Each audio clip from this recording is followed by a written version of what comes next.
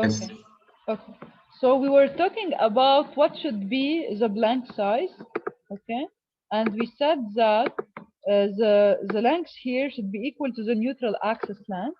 And to calculate the neutral axis length, it will be equal to 58 plus the band part value is equal to the bending allowance plus, of course, this length, which is 46.5.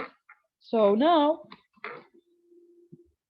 using the formula, okay, we know that AB is 2 pi alpha over 360 times R plus KBA times T.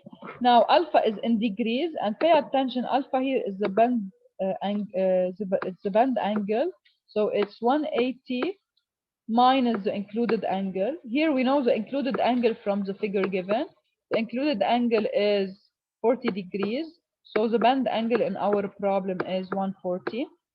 And we have the radius. If we use radius in millimeter and T in millimeter, then we will get the bending allowance in millimeter. Now concerning the coefficient K, okay, so the coefficient K should be is equal to it depends on the ratio K and 2T and R. So we should compare R with 2T. If R, the radius is smaller than 2T, then we will select the value of the coefficient of bending allowance equal to 0.33. In case it's higher than 2T, we select 0.5. So here we know that the radius is 8.5 millimeter, and we know that the thickness is 5. So R is smaller than 2T, smaller than 10. So we will select K equal to 0.33. Okay. And then by replacing back into the equation, we can get the value of the band allowance. And then we add to it 58 and 46.5. We get the total length of the neutral axis. Okay.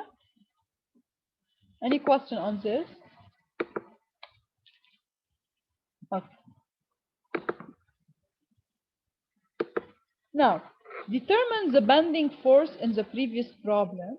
If the bend is performed in a V die with a die opening dimension of 40 millimeters, the steel has a tensile strength of 350 megapascal and the shear strength is 250 megapascal.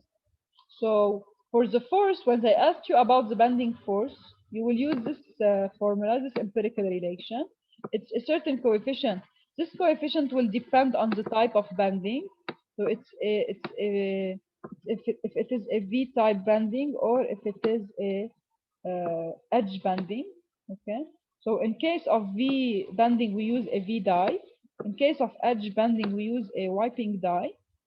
Okay, so here, since it's a V die, K will be equal to 1.33. For the tensile strength, it's 350 megapascal. For the width, if we look back into the previous figure, we have the width 35 millimeter, as you can see here. This is 35. The thickness is 5 millimeters. And concerning the size of the die, it's given here. The die opening is 40 millimeter. So all we have to do is to replace in this formula. And the unit for force we get is in Newton, since the tensile strength is in megapascal and the dimensions are in millimeter, which will give us megapascal times millimeter square, which will result in a Newton unit. Now, concerning the second question will be, what if we have a wiping die with die opening of 28 millimeters? So when we have a wiping die, this means that we are using edge bending for the operation. So what will be different here is the coefficient of the K. The K for edge bending is 0.33. So replacing back in the formula, W and T and the tensile strengths are fixed. So what will change now will be K and the die opening. The die opening is given to be 28 millimeters. So we can calculate the corresponding value of the force required.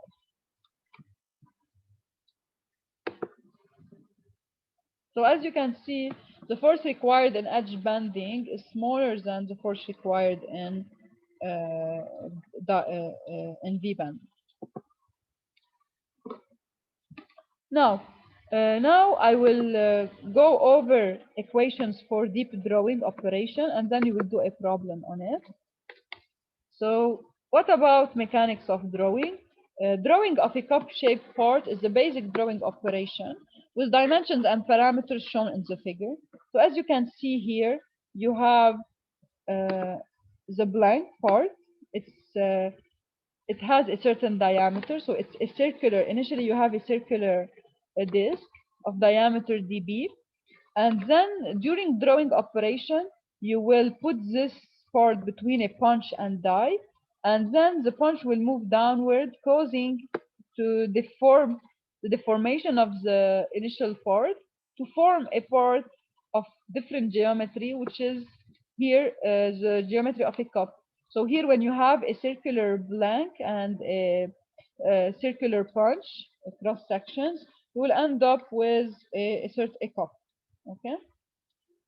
Now, concerning the clearance, here also we should have clearance, but the clearance is not given by formulas we have seen in the previous sessions. The formula of clearance for drawing is only depending on the thickness, okay, and not on the metal, if you want the metal properties, because before in the previous sessions we have seen that clearance were depending on the on a parameter A that is related to the type of metal used or material used. Here it's not the case. In drawing, it's just the clearance is depending on the thickness, and as you can see, it's 10% greater than the stock thickness. And we have also, as you can see here, the punch and die are not sharp. Okay, you have here a certain radius. This will give you a smoother operation. It will allow you to have a smoother operation, because in case we have RP and RD equal to 0, then we will have punching operation and not bend drawing operation. Okay, so the blank diameter dB is drawn into a die cavity by means of a punch with diameter dP. The punch and die must have corner radii given by RP and RD. If the punch and die were to have sharp corners, so if RP and RD equal to 0, then a hole punching operation, and not a very good one, would be accomplished rather than a drawing operation. So this is why the radius of punch and die will allow to have a smoother operation, and which will give us the drawing operation. The size of the punch and die are separated by clearance C. This clearance in drawing is about 10% greater than the stock thickness. So this is about drawing operation. Now, we have some limitation that will if you want, that will tell us if the operation is feasible or not. So it's important to assess the limitation of the amount of drawing that can be accomplished. This is often guided by simple measures that can be readily calculated for a given operation. In addition, drawing force and holding force are important process variables. Finally, the starting blank size must be determined. So here, first we will see what are the different measures of drawing and what are the conditions that will tell us if the operation of drawing is feasible or not. The first parameter is the drawing ratio. The drawing ratio is defined as the ratio of the blank diameter to the punch diameter. This ratio should not exceed 2. So the first condition is that the drawing ratio should be smaller or equal to 2. Okay? Because if we have this ratio larger than 2, then the operation, if you want, we will have a very deep drawing, and in this case, the operation will not be, if you want, very successful. It will not give you the desired shape, because it will, as we will see, it will lead to bad effects. So the drawing ratio provides an indication on the severity of the drawing operation. So if it is a very severe operation, this means that the blank diameter is much higher than the punch diameter. The greater the ratio, the more severe the operation. So to avoid severe operations, we should limit ourselves to a ratio of 2. An approximate upper limit on the drawing ratio is 2.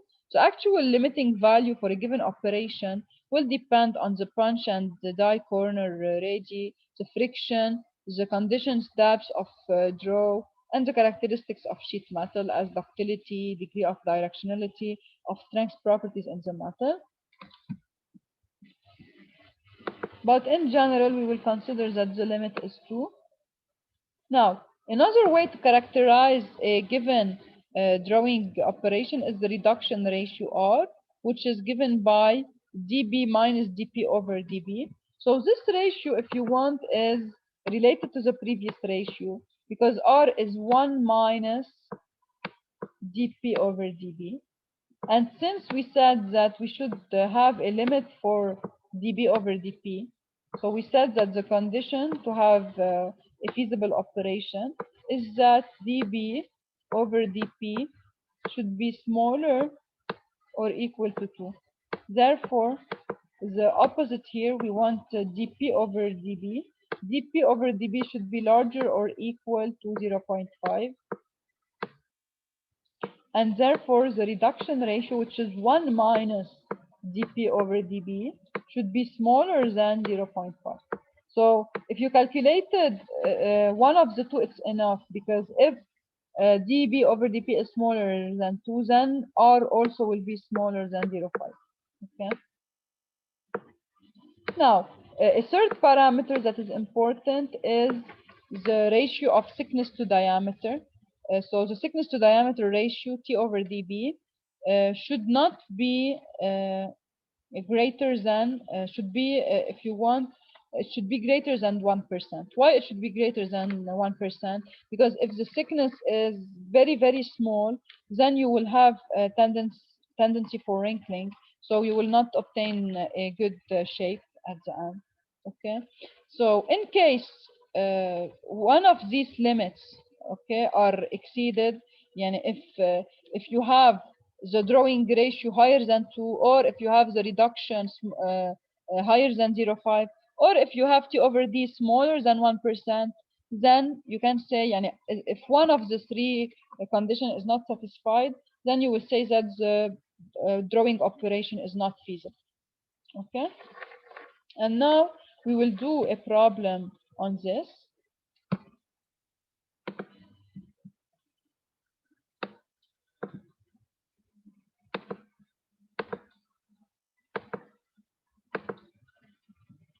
So a cylindrical cup is produced in a deep drawing operation.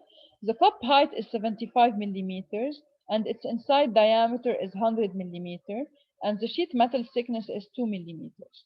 If the blank diameter is equal to 225 millimeter, determine the drawing ratio, the reduction, and the thickness to diameter ratio. Then say if the operation is feasible or not. So first, we have all the parameters. We can calculate DRR and the ratio T over dB. For the diameter ratio, it's dB over drawing ratio. It's dB over dP. It will give us a value higher than 2. So if the question was just to determine the feasibility, no need to continue for the other parameters. But since they asked to calculate all parameters, we will do it. Okay. But from the first answer, you can say that the drawing is not feasible because the ratio is high. The drawing ratio is higher than 2. No, so of course you can expect now that the reduction will be higher than 50%, higher than 0.5, because it's related to the drawing ratio. So the reduction is given by dB minus dP over dB. You will get 55.5%. So as expected, larger than 50%. Now concerning the third parameter, T over dB, it will give you a value smaller than 1%. So also it's not acceptable. So here all parameters are not acceptable, but it's enough that one will not be acceptable to say that the operation is not feasible. Okay, these two are related, so or the two are satisfied or not.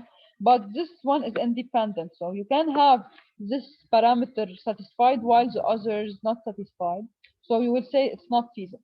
Okay, but here all the parameters are not satisfied. So of course it's not feasible because the drawing ratio is too large and R also is too large and T over D is too small. So all parameters are not satisfied in this case. Now what you will do, we will try to change the blank size. So what do you suggest?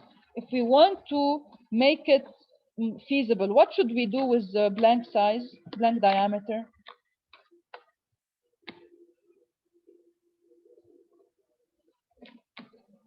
Decrease it. Exactly, because when you decrease the blank diameter, then the drawing ratio will be decreased. The R also will be decreased, while the thickness over D will increase. Okay, and this is what you want. So we will try another value for D. In the next problem, they told us to try a value of for diameter of 175. So let us try it here. So we will repeat the problem, but except that the starting blank size is 175 millimeters. So with 175, the drawing ratio becomes smaller than 2. The reduction also becomes smaller than 50%. And the thickness becomes higher than 1. So it's very good for us. All these parameters are satisfied. It's fine. But now the idea is that I should verify something else. It's not enough to satisfy this. When I satisfy these parameters, I say the drawing operation, I can perform it. But can I obtain the final desired shape? This is a question. So here, um, let me open a new session to continue the problem because the time is not enough. Okay, yeah, I will open a new session.